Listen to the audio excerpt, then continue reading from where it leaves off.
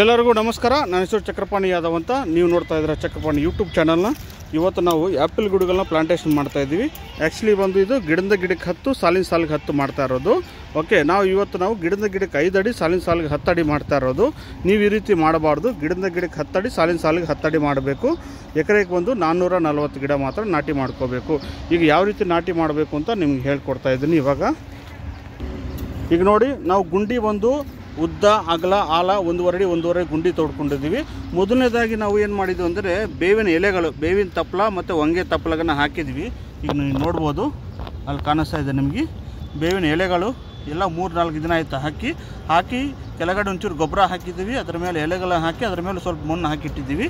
ಈಗ ಯಾವ ರೀತಿ ನಾಟಿ ಮಾಡಬೇಕು ಅಂತ ನಿಮಗೆ ತಿಳಿಸ್ಕೊಡ್ತೀನಿ ನಾನು. ಬೇವಿನ ತಪ್ಪಲಗಳನ್ನ ಹಾಕ್ಕೋಬೋದು, ಸ್ವಲ್ಪ ಹಾಕ್ಕೊಂಡ್ರು ಒಳ್ಳೆಯದೇ, ಡೊಣ್ಣೆ ಹುಳ ಕಡಿಯೋದಿಲ್ಲ.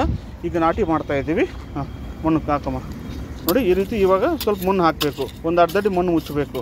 ಓಕೆ, ತಿರ್ಗಾ ನಾವು ಸ್ವಲ್ಪ ಗೊಬ್ಬರ ಹಾಕಬೇಕು. ಓಕೆ, ಗೊಬ್ಬರ ಹಾಕಿ ಅದನ್ನು ಲೆವೆಲ್ ಮಾಡ್ಕೋಬೇಕು. ನೋಡಿ, ನೀಟಾಗಿ ಲೆವೆಲ್ ಮಾಡ್ತಾಯಿದ್ದೀವಿ. ನೋಡಿ, ಲೆವೆಲ್ ಮಾಡಿ ಪ್ಯಾಕೆಟ್ ತೆಗಿಬೇಕು. ಇದು ಆ್ಯಪಲ್ ಗಿಡ ನೋಡ್ಬೋದು. ಓಕೆ, ಈಗ ನೋಡ್ಬೋದು ಎಷ್ಟೊಂದು ಅದ್ಭುತವಾಗಿದೆ ಬೇರೆ ಪ್ರಮಾಣ. ನೋಡಿ ಎಷ್ಟು ಚೆನ್ನಾಗಿದೆ ಬೇರೆಲ್ಲನೂ. ಈಗ ಇದನ್ನು ನೀಟಾಗಿ ನಾಟಿ ಮಾಡ್ಕೋಬೇಕು. ನೋಡಿ ಅದರ ಮೇಲೆ ಪ್ಯಾಕೆಟ್ವರೆಗೂ ಮಣ್ಣು ಮುಚ್ತೀವಿ. ನೋಡಿ ಪ್ಯಾಕೆಟ್ವರೆಗೂ ಮಣ್ಣು ಮುಚ್ಚಿದ್ವಿ. ಅದನ್ನು ನೀಟಾಗಿ ಒಂಚೂರು ಕಾಲಲ್ಲಿ ತೊಳಿತಾ ಇದ್ದೀವಿ. ಓಕೆ, ಆಮೇಲೆ ಒಂಚೂರು ಗೊಬ್ಬರ ಹಾಕ್ತೀವಿ. ನೋಡಿ, ತಿರ್ಗಾ ಒಂದು ಅರ್ಧ kg ಅಷ್ಟು ಗೊಬ್ಬರ. ನೋಡಿ, ಇದು ಎರೆಹುಳ ಗೊಬ್ಬರ. ಇದರಲ್ಲಿ ನಾವು ಬೇವಿನ ಹಿಂಡಿ ಮತ್ತು ಹೊಂಗೆ ಹಿಂಡಿ, single super phosphate, trichoderma, pseudomonas, paecilomyces, ಬೇವಿನ ಹಿಂಡಿ ಇವೆಲ್ಲ ಮಿಕ್ಸ್ ಮಾಡ್ಕೊಂಡಿರೋಕ್ಕಂಥ ಗೊಬ್ಬರ. ಇದು ಎರೆಹುಳ ಗೊಬ್ಬರ ಅದು. ಓಕೆ, ತಿರ್ಗಾ ಒಂದು ಲೇಯರ್ ನಾವು ಮಣ್ಣು ಎರೆಹುಳ ಗೊಬ್ಬರ ಹಾಕಿದ್ದೀವಿ. ಅದರ ಮೇಲೆ ಮಣ್ಣು ಹಾಕಿ ನೀಟಾಗಿ ಕಾಳಲ್ಲಿ ತೊಳಿತಾ ಇದ್ದೀವಿ. ಈ ರೀತಿ ನೀವು ಪ್ಲಾಂಟೇಷನ್ ಮಾಡ್ಕೋಬೇಕು. ನೋಡಿ, ಪಕ್ಕದಲ್ಲಿ ಒಂದು ಗಿಡ ನಾಟಿ ಮಾಡ್ತಾ ಇದ್ದಾರೆ ಹೆಣ್ಮಕ್ಳು. ನೋಡಿ, ಫಸ್ಟ್ ನಾವು ಅದನ್ನು ಮಣ್ಣು ಹಾಕಿ ಅದರ ಮೇಲೆ ಗೊಬ್ಬರ ಹಾಕಿದ್ದಾರೆ. ಈ ಪ್ಯಾಕೆಟ್ ತೆಗೆದು ನೋಡಿ, ಈಗ ಅದರ ಒಳಗಡೆ ಇಡ್ತಾ ಇದ್ದಾರೆ. ನೋಡ್ಬೋದು, ನೋಡಿ ಎಷ್ಟು ಚೆನ್ನಾಗಿದೆ ಬೇರೆ ಇದು. ನೋಡಿ, ಇವಾಗ ನಾಟಿ ಮಾಡ್ತಾ ಇದ್ದೀವಿ ನೀಟಾಗಿ. ನೋಡಿ, ಈಗ ಪ್ಯಾಕೆಟ್ವರೆಗೂ ಮಣ್ಣು ಹಾಕ್ತಾರೆ. ನೋಡಿ, ಇದು 1 ಎಕರೆಗೆ ಬಂದು ಗಿಡದ ಗಿಡಕ್ಕೆ 10 ಸಾಲಿನ ಸಾಲಿಗೆ 10 440 ಗಿಡಗಳು ಮಾತ್ರ ನಾಟಿ ಮಾಡ್ಕೋಬೇಕು. ಇದು ನಾಟಿ ಮಾಡೋದು ಯಾವಾಗ ಬೇಕಾದರೂ ಮಾಡ್ಕೋಬೋದು. ಏಪ್ರಿಲ್ ಮೇ ತಿಂಗಳಲ್ಲಿ ಮಾತ್ರ ನಾಟಿ ಮಾಡ್ಕೋಬಾರ್ದು. ಅಷ್ಟು ಬಿಟ್ಟರೆ ನಿಮಗೆ ಯಾವಾಗ ಬೇಕಾದರೂ ನಾಟಿ ಮಾಡ್ಕೋಬೋದು. ನೋಡಿ, ಅದರ ಮೇಲೆ ಒಂಚೂರು ಗೊಬ್ಬರ ಹಾಕ್ತಾಯಿದ್ರೆ, ಗೊಬ್ಬರ ಹಾಕಿ ಅದರ ಮೇಲೆ ಮಣ್ಣು ಹಾಕಿ ನೀಟಾಗಿ ಕಾಳಲ್ಲಿ ತೊಳಿತಾರೆ. ಅದರ ಮೇಲೆ ಮಣ್ಣು ಹಾಕಿದರೆ ನೀಟಾಗಿ ಕಾಳಲ್ಲಿ ತೊಳಿತಾ ಇದ್ದಾರೆ. 3 ದಿನಕ್ಕೊಮ್ಮೆ ಈ ರೀತಿ ಕಾಳಲ್ಲಿ ತೊಳಿಬೇಕು. ನೀವು 2 ಸಲ ಈ ಥರ ತೊಳಿಬೇಕು. ಗಿಡ ನಾಟಿ ಮಾಡಿದ ಮೇಲೆ ಒಂದು 2-3 ದಿನ ಆದಮೇಲೆ ಈ ಥರ ತೊಳಿಬೇಕು. ಮತ್ತು ಒಂದು 3 ದಿನ ಆದಮೇಲೆ ಇನ್ನೊಂದು ಸಲ ಈ ಥರ ನೀಟಾಗಿ ತೊಳಿಬೇಕು. ಈ ತೊಳೆದ್ರೇ ನಿಮಗೆ ನೀಟಾಗಿ ಗಾಳಿ ಅನ್ನೋದು ಒಳಗಡೆ ಹೋಗಿದ್ರೆ ಗಿಡ ಅನ್ನೋದು ಚೆನ್ನಾಗಿ ಬರುತ್ತೆ. ಈಗ ನೋಡ್ಬೋದು, ಈ ಕಡೆ ಇದು ಒಂದು ಲೈನ್ ನಾವು ಅಲಹಾಬಾದ್ ಸಫೇದ ಗಿಡಗಳನ್ನ ನಾಟಿ ಮಾಡ್ತಾಯಿದ್ದೀವಿ. ಅಲಹಾಬಾದ್ ಸಫೇದ ನೋಡ್ಬೋದು, ಅಲಹಾಬಾದ್ ಇದಕ್ಕೂ ಸೇಮ್ ಪ್ರೊಸೀಜರೇ. ನೋಡ್ಬೋದು, ಅಲಹಾಬಾದ್ ಸಫೇದ ಗಿಡಗಳನ್ನ ಸೇಮ್ ಪ್ರೊಸೀಜರು. ಈಗ ಕೆಳಗಡೆ ಎಲೆಗಳನ್ನ ಹಾಕಿದ್ದು, ಅದ್ರ ಮೇಲೆ ಮಣ್ಣು ಹಾಕಿದ್ವಿ, ತಿರ್ಗಿ ಗೊಬ್ಬರ ಹಾಕಿದ್ವಿ. ಗೊಬ್ಬರ ಮೇಲೆ ಗಿಡನ ಇಡ್ತಾ ಇದ್ದೀವಿ. ಓಕೆ, ಅದನ್ನು ಪ್ಯಾಕೆಟ್ವರೆಗೂ ಮುಚ್ತೀವಿ. ನೋಡಿ, ಇದು ಅಲಹಾಬಾದ್ ಸಫೇದ. ಆ ಕಡೆ ತಿರ್ಸ್ಬೇಕು. ಈ ಕಡೆ ಇನ್ನೊಂಚೂರು ಈ ಕಡೆ ಹಿಂಗೆ ತೋರಿಸ್ಬೇಕು. ಹಿಂಗೆ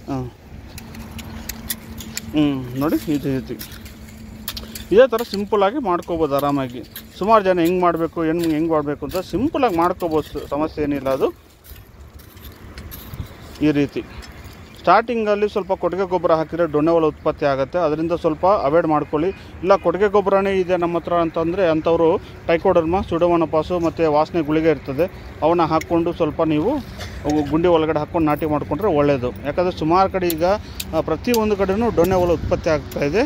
ಅದರಿಂದ ಸ್ವಲ್ಪ ಕೊಟ್ಟಿಗೆ ಗೊಬ್ಬರವನ್ನು ಹಾಕುವಾಗ ನೀವು ಅದರ ಒಳಗಡೆ ಟ್ರೈಕೋಡರ್ಮಾ, ಸುಡೋಮೋನಾಸ್, ಪೈಸ್ಲೋಮೇಸಸ್ಸು ಇಂಥವೆಲ್ಲ ಹಾಕ್ಕೊಂಡು ನಾಟಿ ಮಾಡಿಕೊಂಡ್ರೆ ತುಂಬ ಒಳ್ಳೆಯದು. ಯಾಕಂದರೆ ಸುಮಾರು ಕಡೆ ನಾನು ಕಂಪ್ಲೇಂಟ್ ಬರ್ತಾಯಿದೆ, ಸರ್ ನಮ್ಮದು ಗಿಡ ಇವತ್ತಿರೋ ಗಿಡ 4 ಇರ್ತಾಯಿಲ್ಲ ಅಂತ. ಏನು ಸಮಸ್ಯೆ ಅಂದರೆ ಡೊಣ್ಣೆ ಹುಳ. ಇದರಿಂದನೇ ಸುಮಾರು ಗಿಡಗಳು ಸಾಯ್ತಾ ಇದ್ದಾವೆ. ಡೊಣ್ಣೆ ಹುಳ ಅಂದರೆ ಈ ತಿಪ್ಪೆ ಗೊಬ್ಬರದಲ್ಲಿರುತ್ತೆ. ಓಕೆನಾ, ಅದರಿಂದ ನೀವು ಗೊಬ್ಬರವನ್ನು ಹಾಕುವಾಗ ನೀವು 1 ಟ್ರಾಕ್ಟರ್ ಗೊಬ್ಬರಕ್ಕೆ 150 kg ಬೇವಿನ ಹಿಂಡಿ, 50 kg ಸಿಂಗಲ್ ಸೂಪರ್ ಫಾಸ್ಫೇಟು, ಒಂದು 20 kg ಟ್ರೈಕೋಡರ್ಮಾ. ನಿಮ್ಮ ಕಡೆ ಟ್ರೈಕೋಡರ್ಮಾ ಅಂತೂ ಗೌರ್ಮೆಂಟ್ ಕಡೆ ಸಿಗುತ್ತೆ. ನೀವು ಟ್ರೈಕೋಡರ್ಮಾ ಒಂದು 20 ಇಲ್ಲಾಂದ್ರೆ 30 kg ಹಾಕಿ 1 ಟ್ರಾಕ್ಟರ್ ಗೊಬ್ಬರವಲ್ಲಿ ನೀಟಾಗಿ ಮಿಕ್ಸ್ ಮಾಡಿ ಬೆಡ್ ಮಾಡ್ಕೋಬೇಕು. ನೀಟಾಗಿ ಒಂದೇ ಲೇಯರು, ಉದ್ದ ಬಂದು 10 ಅಡಿ, ಅಗಲ ಬಂದು ಒಂದು 10 ಅಡಿ, ಎಲ್ಲ ನೀಟಾಗಿ 1 ಅಡಿ ಎತ್ತರ ಬೆಡ್ ಮಾಡ್ಕೊಂಡು ನೀಟಾಗಿ ಅದ್ರ ಮೇಲೆ ಇವೆಲ್ಲ ಹಾಕಿ ಎಲ್ಲ 2-3 ಸಲ ಮಿಕ್ಸ್ ಮಾಡಿ ಒಂದೊಂದು ಗುಂಡಿಗೂ ಕೆಳಗಡೆ ಒಂದು ಅರ್ಧ kg 1.5 kg ಗೊಬ್ಬರ ಹಾಕಿದ್ರೆ ಸಾಕು. ಸ್ಟಾರ್ಟಿಂಗಲ್ಲಿ ಜಾಸ್ತಿ ಹಾಕಬಾರ್ದು. ಕೆಲವ್ರು ಏನು ಮಾಡ್ತಾಯಿದ್ರೆ ಮಂಕ್ರಿ ಕಟ್ಲು ಹಾಕ್ತಾರೆ, ಬುಟ್ಟಿಗಳ ಕಟ್ಲು ಹಾಕ್ತಾರೆ. ಆ ರೀತಿ ಹಾಕಬಾರ್ದು. ಸ್ವಲ್ಪ ಕಡಿಮೆ ಪ್ರಮಾಣದಲ್ಲಿ ಹಾಕ್ಕೊಂಡ್ರೆ ತುಂಬ ಒಳ್ಳೆಯದು. ಸರಿನಾ? ಈಗೆಲ್ಲ ಪ್ಲಾಂಟೇಷನ್ ಮಾಡ್ತಾಯಿದ್ವಿ. ಇವೆಲ್ಲ ಆ್ಯಪಲ್ ಗಿಡಗಳೇ. ಓಕೆ, ಟೋಟಲ್ ಬಂದು ಒಂದು 480 ಇಂದ 500 ಗಿಡಗಳು ನಾಟಿ ಮಾಡ್ತಾಯಿದ್ವಿ, ಆ್ಯಪಲ್ ಗಿಡಗಳೆಲ್ಲನೂ. ಓಕೆ, ಇಲ್ಲಿವರೆಗೂ ಮುಗೀತು. ಮತ್ತು ಇಲ್ಲಿ ಏನು ಮಾಡ್ತಾಯಿದ್ವಿ ಅಂತಂದರೆ, ಈ ಅಲಹಾಬಾದ್ ಸಫೇದ್ ಅನ್ನೋದು ಒಂದು ಲೈನು, ಇನ್ನೊಂದು ಬಂದು ಜಪನೀಸ್ ರೆಡ್ ಡೈಮಂಡು ಒಂದು 2 ಲೈನ್ ಮಾಡ್ತಾಯಿದ್ದೀವಿ. ಓಕೆ, ಮತ್ತು ಇದು ರಾಯಲ್ ಗ್ರೀನ್ ಒಂದು 2 ಲೈನ್ ಮಾಡ್ತಾಯಿದ್ವಿ, ತೈವಾನ್ ಲೈಟ್ ಪಿಂಕ್ ಒಂದು 2 ಲೈನ್ ಮಾಡ್ತಾಯಿದ್ವಿ, VNR 2 ಲೈನ್ ಮಾಡ್ತಾಯಿದ್ವಿ, ತೈವಾನ್ ವೈಟ್ 2 ಲೈನ್ ಮಾಡ್ತಾಯಿದ್ವಿ. ಈ ಕಡೆ ಇರೋದೆಲ್ಲ ಇದೆಲ್ಲ ವೆರೈಟೀಸಿಗೆಲ್ಲ ಹಾಕ್ತಾಯಿದ್ದೀವಿ ಎಲ್ಲ. ಯಾಕಂದರೆ ಸಾಕಷ್ಟು ಜನ ರೈತರು ನಮ್ಮ ಕಡೆ ಗಿಡಗಳು ತೊಗೊಂಡು ಹೋಗ್ತಾರೆ. ರೈತರೆಲ್ಲ ಸುಮಾರು ಜನ ಬೇರೆ ತೋಟಗಳು ನಂಬರ್ ಕೊಡಿ ಅಂತ ಸುಮಾರು ಜನ ಕೇಳ್ತಾರೆ. ಆಗ ನಾನು ನಂಬರ್ ಕೊಡ್ತಾ ಇರ್ತೀನಿ. ಸುಮಾರು ಜನ ಕೆಲವ್ರು ಏನು ಮಾಡ್ತಾರೆ ಅಂತಂದರೆ, ಆಯಿತು ಬನ್ನಿ ಅಂತಾರೆ. ಅಲ್ಲಿ ಹೋದ ತಕ್ಷಣ ಫೋನ್ ಎತ್ತೋದಿಲ್ಲ, ಮತ್ತು ಒಳಗಡೆ ಬಿಡೋದಿಲ್ಲ, ತೋಟ ಒಳಗಡೆ ಬಿಡೋದಿಲ್ಲ. ಈ ಥರ ಕೆಲವೊಂದು ಸಂದರ್ಭದಲ್ಲಿ ಕೆಲವೊಂದು ರೈತರಿಗಾಗಿದೆ. ಆ ರೀತಿ ಏನಾಗುತ್ತೆ, ರೈತರಿಗೆ ಬೇಜಾರಾಗ್ತಾಯಿದೆ. ನೋಡಿ, ಇಷ್ಟು ದೂರ ಬಂದು ಅವರು ನಮ್ಮನ್ನು ಒಳಗಡೆ ಬಿಟ್ಟಿಲ್ಲ ಅಂತ. ಅದಕ್ಕೋಸ್ಕರನೇ ಇಲ್ಲಿ ನಾವು ಈ ಚಿಕ್ಕಬಳ್ಳಾಪುರ ನರ್ಸರಿಯಲ್ಲಿ ಸಹಿತ ನಾವು ಇವಾಗ ಈ ತೋಟವನ್ನು ಮಾಡ್ತಾಯಿದ್ದೀವಿ. ಇನ್ನೇನು ಒಂದು 8-9 ತಿಂಗಳಿಗೆಲ್ಲ ಕಾಯೆಲ್ಲ ಫಸಲೆಲ್ಲ ಬರುತ್ತೆ. ಎಲ್ಲ ರೈತರು ಬರ್ಬೋದು, ನಮ್ಮ ತೋಟದಲ್ಲೇ ಕಾಯಿ ತಿಂದು ನೀವು ಖುಷಿಯನ್ನು ಪಡಿಬೋದು. ಓಕೆ, ಆಮೇಲೆ ಆ್ಯಪಲ್ ಗಿಡಗಳನ್ನ ಯಾವ ರೀತಿ ಬೆಳಿಬೇಕು, ಯಾವ ಥರ ಬೆಳಿಬೇಕು ಅನ್ನೋ ಸಂಪೂರ್ಣ ಮಾಹಿತಿಯನ್ನು ಕೊಡ್ತೀನಿ ನಾನು ನಿಮಗೆ. ಬರುವಾಗ ನೀವು ಫೋನ್ ಮಾಡ್ಕೊಂಬನ್ನಿ, ನಾನು ಅಡ್ರೆಸ್ ಎಲ್ಲ ನಿಮಗೆ ವಾಟ್ಸಪ್ ಮುಖಾಂತರ ಕಳಿಸ್ಕೊಡ್ತೀನಿ. ಎಲ್ಲರಿಗೂ ನಮಸ್ಕಾರ.